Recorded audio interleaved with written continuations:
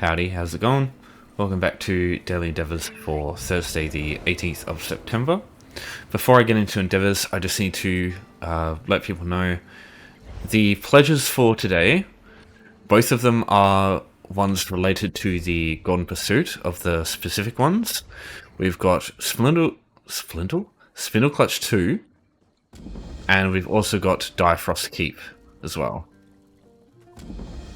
So today you've got two of the ones that are available from the Golden Pursuit. So if you want to get these done through pledges, find a group, do hard mode for double keys, because they're both pretty simple. Like they're some of the least complex dungeons in the game. This could be a good time to do them.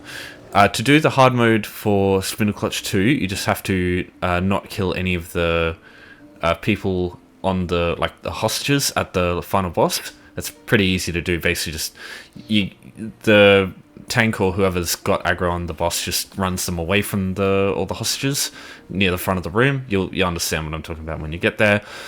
And Frost Keep, just make sure for the final boss you activate the scroll near the boss to activate hard mode. And if she puts like a laser on you and you get stunned, break free from it immediately, because it heals the boss. In pugs, that might be an issue because some people, for some interesting reason, don't try and break free from it. They just sit there and she just heals the full every bloody time. But yeah, most groups know what goes on there, but yeah, could be an issue. Yeah, definitely suggest looking at these. If you want to know what pledges are up today, you'll be able to check here. Just be aware for NA, this might update slower, or for EU it might update slower. Sorry, yeah. So yeah, they just might update at different times depending on the servers. But yeah, today's is this one here. I'll link this in the description if you want to have a look for yourself, so you can keep tabs on them in the future. Alright, let's take a look at endeavours. So we've got Hearth, Furnishings, Thieves Troves, and catching fish. I reckon these three are the best. These two here are pretty shit. Main reason for it is trials. It takes a long time to recruit people for that, because it's best to do with 12 people, and alliance points, the ways to get it are pretty slow compared to these ones here.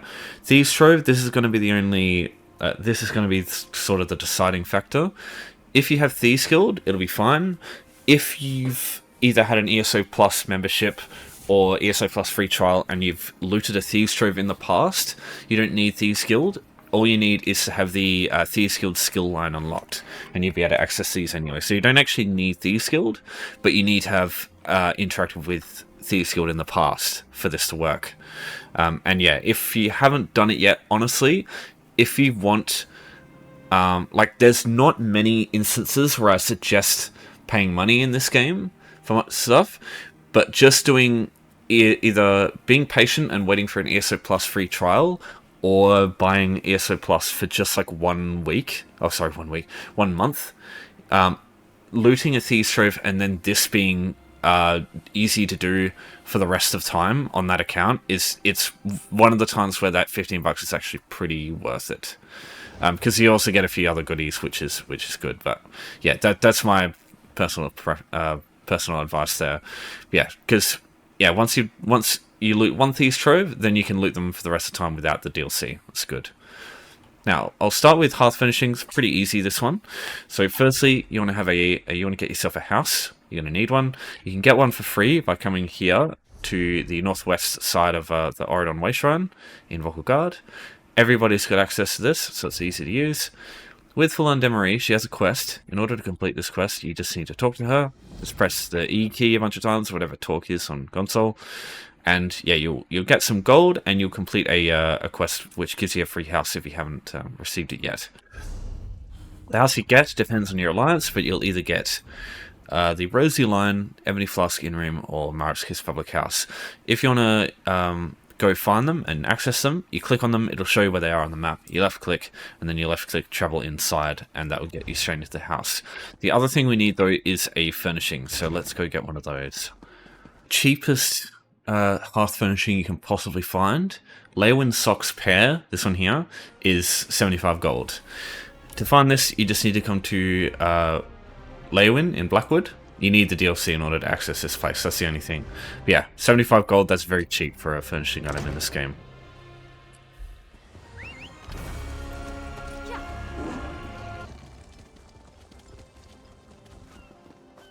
Your base game alternative for a easy Hearth finishing is found in Mistral in Kanathi's Roost. So talk to Melody here, and there'll be nice. There'll be some clotheslines right here. So just buy one of these, and that'll be it. Now, if you want to find Mistral, if you haven't been here before, the Wayshrine won't be unlocked unless you create an Ordinary Dominion character straight away. You'll get this Wayshrine. Just travel to Moonmouth House. So just go to Home Tours, browse homes, and look for Moonmouth House in M. So it'll be here. Just travel to one of these, and then go out the front door, and then you'll rock up out here, and you just travel north. Fucking you alright there? You yawning away? Or the housing one. My advice is just do the other two furnishings options first, because what you can do is from wherever you are in the wilderness, you don't have to go straight to a Wayshrine in that case. You can just travel straight to your house from anywhere outside of Cyrodiil. Another reason I don't really like this one too much. And then just do your Hearth furnishings. So that way you can conveniently just travel away once you've done these ones here, instead of going out of your house and then doing the other two. It's just more convenient that way sometimes. Alright, next up, we've got a Thieves Trove. So, Thieves Troves are quite possibly the most irritating node to try and find in the wilderness, because there are very few locations in the wilderness that you can find them compared to any other node, and the odds of you, like, it's very hit and miss. You can go through a bunch of these node locations, like 5 or 10, and not find a single Thieves Trove. So you'll find doing this can be a pain in the ass, but you only need one. In the past, they did like loot 2 Thieves Troves, and like even 3, I remember. So yeah, they've definitely listened and realized that this one is quite shit, even at 1. But yeah, you only need one, so it's not that bad.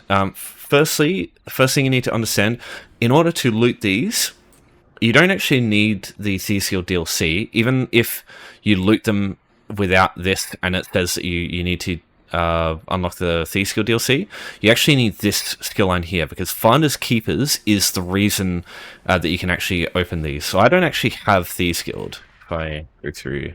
Yeah, so I don't actually have it. As long as you've got that skill line, though, that's all that matters. Or if you have ESO Plus, either way. So, yeah, like I said earlier, my advice is just get a single month of ESO Plus, just do this endeavor, and then from that point on, you can just do this endeavor whenever they come up. Because, yeah, this endeavor's kind of frequent, not super frequent. Yeah. Other than that, my advice to you, if you do want to look for these and make it easier for yourself, I wouldn't... That's not really a good indication of where they are. There's much more locations than this. What I'll do is I'll link in the description this game map. So this here, all the zones in the game are listed in this UESP game map. And if you just click on a zone and zoom in a little bit, you'll see chest icons. And these are the overland chests that you'll see in the game. So here they are, these things here. So these are chests, but you'll notice there's also blue ones, and these are locations for Thieves Troves. So my advice, bring this up somewhere and just travel across the zone. Just find a zone that you like, one that you're familiar with, and just go through, look for all the Thieves Trove locations, and just check if they are there. Particularly try and go for ones that are easy to reach. Like, for example, I like to use the ones in Fort Mole and Stonefalls, and also the ones like around the Thieves Trove there, Thieves Trove here. Yeah, it just depends though. Some of them, they're generally like in hostile places, like these ones over here. They're surrounded by Duramathra, things like that. But yeah, these are a this is probably the most reliable way. There is one for Vardenfell, which has actually been mapped out by another player called Tianlane. I don't know. Sorry if I pronounced that incorrectly. But I'll also link that in the description, and it gives you all of the ones in Vardenfell, and it's easier to read because it's not, you don't have to zoom in. It removes everything except for the Thieves Trove locations. So yeah, I'll have both of those in the description for you. You can also use Harvest Map. With Harvest Map, it lists all the Thieves Troves that you've looted in the past. So once you do this enough times, that being said, it'll take you a while, unless you do the Thieves Trove weeklies whenever they come up constantly. You'll need to do this a lot in order to just get one zone sorted. Yeah, the option's there too. I'll link that add-on in the description if you want to take a look too. But yeah, just loot one and that's it done. And yeah, just understand it may take you 5, 10, 15 minutes. Usually, especially depending on how quick your mount is. Because yeah, you'll be traveling around a lot. If I were to choose a zone, there's not really one that works great. There is a case to be made for this section here, which has got 3 in Craiglawn, but yeah, the odds of there like even being 1 in this group here, I've done this heaps of times, and there are just times where then there's none, like for ages. So yeah, I can't say, but yeah, this is probably the highest chance you've got of finding one. That or yeah, the Vardenfell option is usually pretty good. I should make a case for the next option, which is fishing. The way I like to do this fishing endeavor, there are a couple of spots in Bleakrock Isle which you'll use to, which I use to do my fishing endeavor. And yeah, I recommend having a look. So if you have a look at the world map for Bleakrock, you can see there's one there. Now, funnily enough, there's none listed for this area here, but there are actually a couple of locations that I've found. I found one there, and there is quite possibly more locations here and all over the place on the map in other places. So yeah, maybe keep an eye out. The main thing to look for is that like little, it's like a little blue aura around it that shows up. It's the same one your character makes when you're traveling. See the little blue stuff underneath your feet, or sorry, over your feet. It's the same texture. So yeah, just look out for that. That's the easiest way to check for Thieves Troves. Okay, next up is catching fish. So in my opinion, using river spots are great because river bait is easy to get, and there's a good river fishing spot that I like to use that's always got fishing holes available, and it's very easy to reach and use. So firstly, river fishing bait. Why is this really good? Well, the reason for this is Skystride Barrow in Bleakrock Isle. This area is just teeming with torch bugs, these things here. Looting torch bugs gives you insect parts. As far as I'm aware, this is the quickest reliable way to get a bunch of insect parts quickly. Even then though, it's still up for debate if that's considered reliable, because if other people come through here and loot all the torch bugs, they despawn for you, but they tend to respawn pretty quick. And there are other locations, like for example, in Hrothgar, around Traders Road Wayshrine here, there's a bunch of butterflies and torch bugs all over the flowers there as well. And yeah, there's also a Thieves Trove there. Worth checking if the Thieves Trove is here. Okay, no, it's not here right now, but yeah, check that place if you come through. If you... Oh yeah, there's a couple... Yeah, so perfect. We got some torch bugs over here. Got that one, that one, that one, and that one, and yeah, just keep going through. So you notice, yeah, there's fucking heaps more here too. You'll notice we got some torchbug thoraxes. That's also another good thing about looting these insect parts. These sell for a lot, 600 gold a piece. That's pretty fucking crazy, considering that you can just come over here, regardless of your level, and just loot the shit out of these things. The only thing is the enemies may be hostile. If you want to prevent these guys from being hostile and make it easier to come through here and loot all these insect parts, just complete the quest. It takes like 5 minutes. You just have to fight a couple of like tier 1 regular overland enemies, and then yeah, pretty straightforward from there. Now my advice is get insect parts until you have about, go 12, maybe 15. The reason for that is sometimes you'll get stuff from the fishing holes that don't count as fish. It's kind of weird, but yeah, that's how it works. So if you get like fish roe, or if you get the furnishing item that's a fish, it doesn't actually count. It's fucking weird. But yeah, that's how it works. Probably like what the thing requires, so 8. Also, butterflies will give you insect parts. They won't give you torchbug thorax, they'll give you butterfly wings, which are cheaper than torchbug thoraxes, but still worth getting. They're an alchemy reagent. Okay, so once you got your insect part, you are headed to this river right here in Stonefalls, around the middle of the map, near Ebonheart. If you haven't got this wayshrine or any wayshrines nearby, the quickest way to get here is using the Ebony Flask in-room. So this is actually one of the houses that you can unlock from talking to Philan de Marie if you do this on an Ebon Heart Pact character, the quest to get a free house. So you can use that. If you don't have that though, just go to Home Tours, browse homes, and instead of Moonmirth houses that we were looking at before, just go and look for Ebony Flask in-room. This one here. Travel to one of these, one of the other ones owned by somebody else, and leave through the front door. That'll make you rock up in Ebonheart. Just get this way shrine and just come down here. And yeah, you'll get access to this way shrine in the river spot here. Also in Ebonheart, there are guild traders. If you don't want to go to what's it called, Blue Croc Isle, and loot the insects there, if you can't find any at all, maybe take a look at this too, because people sell insect parts usually on guild stores. Might not be any here, but yeah, it could be worth taking a look at if you can't find any at all. There are also torch bugs here in the on the riverside and in some of these little islands here. So for example, this one here. So you can loot a couple of insect parts here while you do this. Okay, so once you're here, you're looking for some splashing effects in the water. Not this, that's pure water. It looks a little bit different. Let's have a look. Here we go. There's one over here. There's like splashing effect over here. So when you get to one of these, so you'll see it says E. So whatever button shows up here, just hold that down. It'll bring up like a quick slot bar, a quick slot wheel, and you're just looking for anything that says river bait in this case. So you can use other bait types, but the chances of you getting an actual fish are lower if you use the wrong bait type. So use your insect parts here, that's why we got them. And once you've selected it, just press the button again to start fishing, and now you just wait. So as soon as your character does a different animation than this, as soon as you start moving the fishing rod around, just press the button again to reel it in, and you'll get a fish. That's all there is to it. There it is, hit that, and we got a fish. We got a uncommon fish. Good. So yeah, now we just literally hit the button again, start our fishing again, and that's it. So it's a little bit time consuming, only slightly, but it's like very chill. You can just watch YouTube in the background while you do this.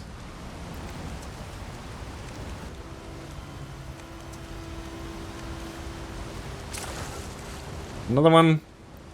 And yeah, just keep going until you get 8. Now there is an add-on I'll also link in the description for fishing. It's called Votan's Fisherman. It gives you a notification when you're catching a fish, just so that if you are watching YouTube and like distracted, it'll give you like a more like sort of, how do I say it, more like, I guess, blaring warning, or like easy to spot or easy to hear, that the fish is ready to be caught. Just in case you're distracted and you forget about it. Because I'm pretty sure you lose one of your fishing baits if you don't reel it in. Yeah, I don't use it myself just because I'm used to it at this point, but yeah, it could be. I do recommend it for less experienced players, or just mainly if you're watching YouTube. That's the main thing. There's not a lot to worry about here.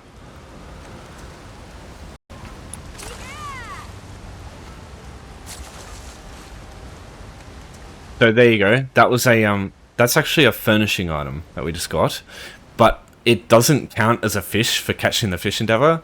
It's fucking stupid. But yeah. And one more.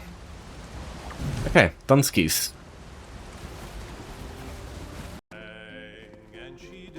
Last thing related to fishing is if you go to a cooking station and just go to fillet here, you'll see a fish, and you can just go fillet multiple, and that way you can just convert them into fish. You can use this as an easy option for crafting with any skill or crafting with provisioning for other endeavors, and you can also get a very low chance to get perfect roe, which can be used to make a very high oh god, you can craft recipes of quite high importance, like perfect Stygic Ambrosia, or Zoga's Smoked Bear Haunch is another great one. Stuff like that can be crafted with perfect roe. So yeah, perfect roe has a lot of value, and the only way to get it without doing events is to do fishing. So yeah. Alright, now that we've done the other two, let me just go to my house and do the Furnishings endeavor. So we'll go to Seabloom Villa. Okay, so now that you've got your furnishing item, what you do is you come into your house. At the bottom right, you'll see it says Housing Editor. So if you've already got it in your house and you don't know where it is, just firstly look through Retrieve and it'll show up here under Hearth somewhere in the middle. If you have it in your inventory though, just go to Hearth. Oh wow. Yeah, I should have checked that. Okay, I guess if you fish, you might get a furnishing item then. But it's not a very high chance to get one of these, so yeah. Either way, whatever one you get here, just go find it and go place, and then you can chuck it on your wall somewhere. Just yeah, whatever. Just put it here. So that places it once. If you just click and try and place it again, it doesn't do anything. It has to actually go into your inventory first and then replace it. So the quickest way from there is to pick it up. You'll see a button to put it away. Do that, and then at the bottom left you'll see an undo key. Just hit that, and that actually works instead. So that's, as far as I'm aware, the quickest way to just do it a bunch of times quickly. So place it, and then undo, redo. Undo, redo, undo, redo, undo, redo, spam. And now, in the future, I'll probably move it somewhere where it doesn't look weird.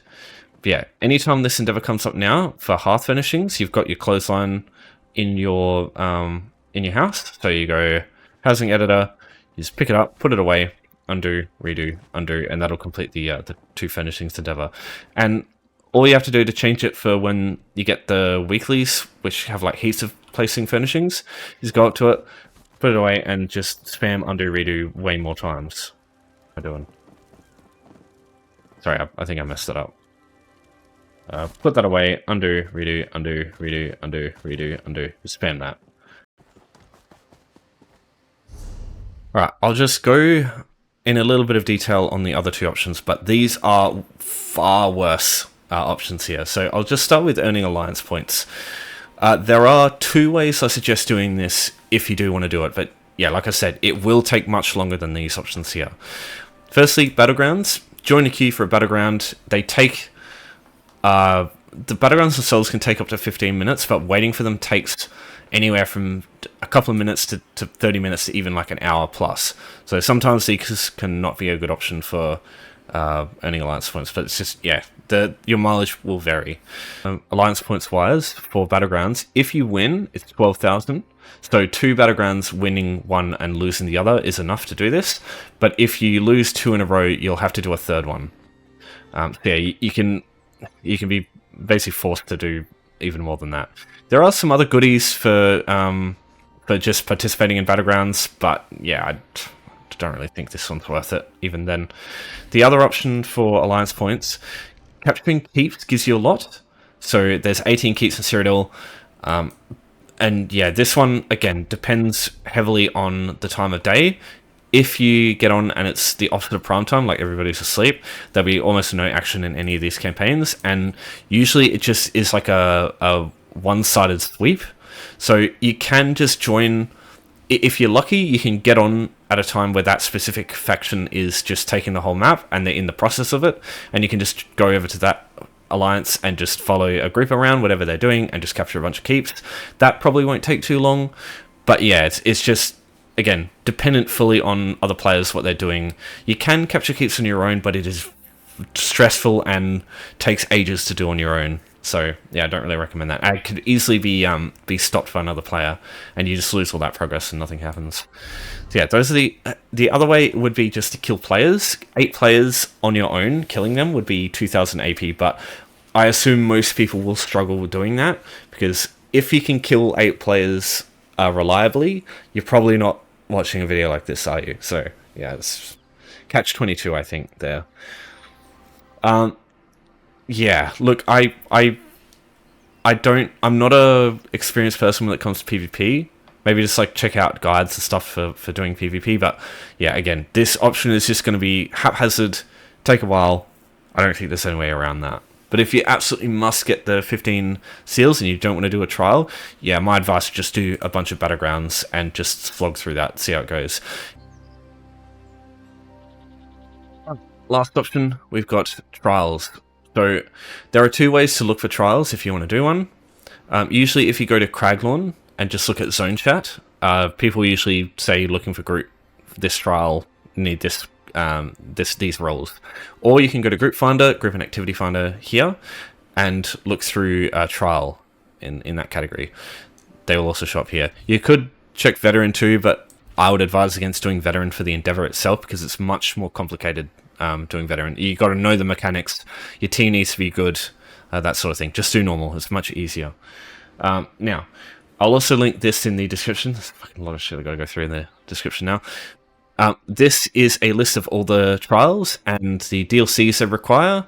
The base game one's shown in blue, everything else shown in orange, and the abbreviations, which is also important, because usually in the activity finder, to say if what people are doing, this is usually what they put there. They'll also usually put the trial in the description, because you can put it here, but not everyone does that. Some people forget. So yeah, good to know the abbreviations. Also, difficulty or time spent doing them. Cloud Rest and Ethereum Archive. These are much of the quickest of all of the options by far. Sunspire is pretty good. More of a card pretty quick usually. Hellrise Citadel is usually also quite quick. The only annoying thing is the splitting up of groups in Hellrise Citadel can be annoying. Horse Fabrication for base game is the slowest by far.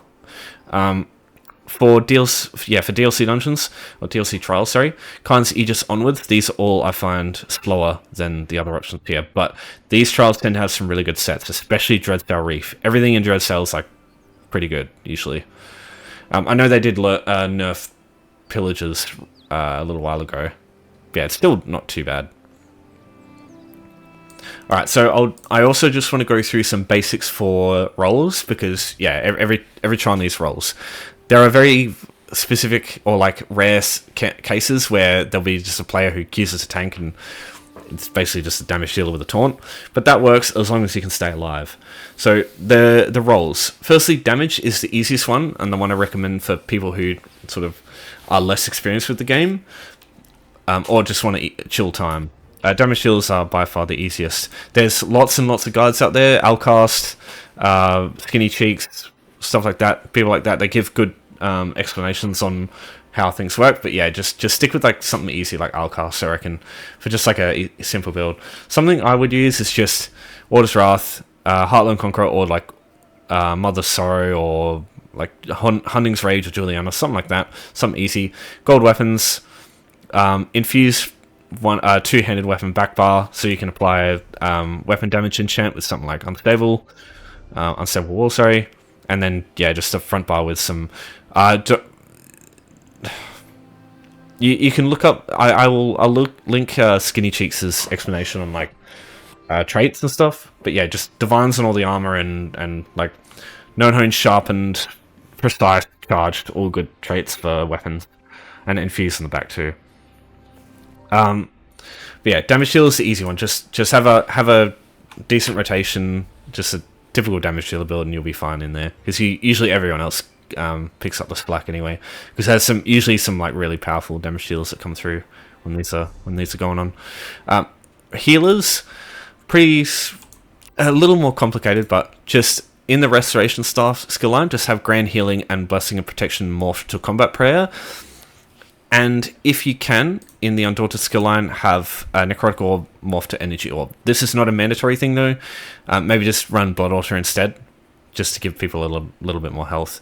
But yeah, just have a couple of AoE heals on your group, and just focus on the main group and stand behind them. Like if your group's here, like if your group's where Wall is, just make sure you stand behind them. Don't stand in front, because then you can't heal anyone as well. Because yeah, Combat Prayer hits everyone in front of you. And you know, if a single damage dealer runs off, don't worry about them. The collective is more important. So yeah,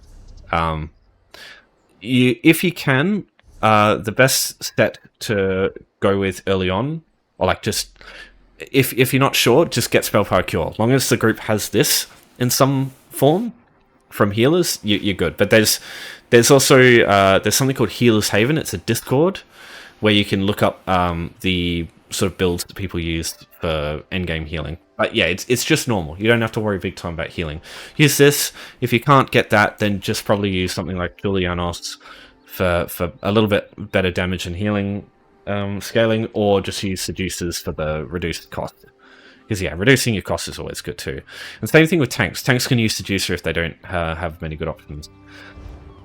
Speaking of tanks, the only absolute thing that you need as a tank is a taunt. If you don't have a taunt, you're not a tank. You're just a damage dealer who can take a beating, and that's not good. As like, if you want a tank, you need a taunt. It's non-negotiable. Yeah, the best taunt in the game is Puncture because it's really cheap, gives you major breach on the enemy, and can also give you minor protection, which is nice, or can afflict major and minor breach on the other morphs. So both these morphs are good. But yeah, Pierce Armor is probably what I'd go. But yeah, Puncture's great. Undaunted Inner Fire is also a really good range taunt. So is, if you have an Ice Staff, you can use Destructive Clench with Frost, so Frost Clench. And with this setup, applying Frost Clench also applies Minor Brittle, which is really, really good as a buff, a debuff towards enemies, because it increases your team's crit damage, which is amazing, because everybody runs crit in PvE. As far as sets go, yeah, like I said, Seducer if you don't know what to run. Reducing your Magicka costs as a tank is always good. You've usually got shit tons of skills that cost Magicka that can buff your team. You can also use, for both, you can also use Serpent's Disdain. Serpent's Disdain is an amazing like a crafted set for early stuff, because if you run an Ice Staff on the back, both healers and tanks, it's honestly really good to run this. Just run a different morph of this here, because if you run Clench as a healer, you'll start taunting, and that's not good. But just run Reach in that case, because they apply the status effect 100% chance with this, and with Serpent's Disdain, it'll increase the duration of the status effect by a fucking huge time. So just basically having Minor Brittle up on the target for 20 seconds, just amazing for an early game setup. It's just like, that's a lot for just some basic shit you can just find off like crafting. It's so good. So yeah, that's what I recommend. And for tanks as well, run some heals. You know, run some run a class heal. Like for example, if you're Nightblade, run Offering, Soul if you can get that too, or Funnel Health if you want to heal teammates. Yeah, Sap Essence great, softening attacks all great for tanking. Refreshing Path as well as a Nightblade's great. Yeah, it just depends on your class as well, but run some heals. Because, yeah, your number one objective as a tank is don't die, or sorry, taunt enemies. Number two objective, and probably just as important, don't die.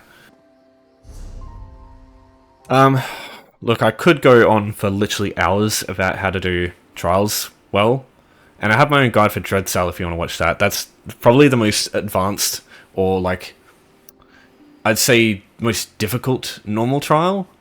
I do have a video on that if you want to watch it. It's very long though, and honestly, if you have any more questions than that, just maybe ask me in the comments. Because yeah, I just don't want this video being uploaded at fucking midnight, because it takes fucking 4 hours for HD to render, you know, all that stuff. So yeah, I'm just going to leave it here for now. I assume most people are just going to go the other options though, because yeah, like I said, they're so much easier. But yeah, if you're going to do this one, let me know if you got any questions about it. But yeah, I'll leave it there for now. I should have said this at the fucking start, shouldn't I? But the Undaunted event will be starting tonight. About a couple of hours after this video releases, it'll be coming out. It's 10 AM EST is when it comes out. So yeah, I'll talk more in detail about it tomorrow when it's already active. Yeah, that'll be all for now. Thanks everyone for watching.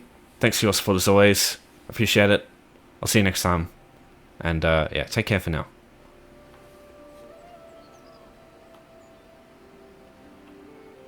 I just noticed my feet are clipping through the floor. Nice. Don't I have inverse kinematics on?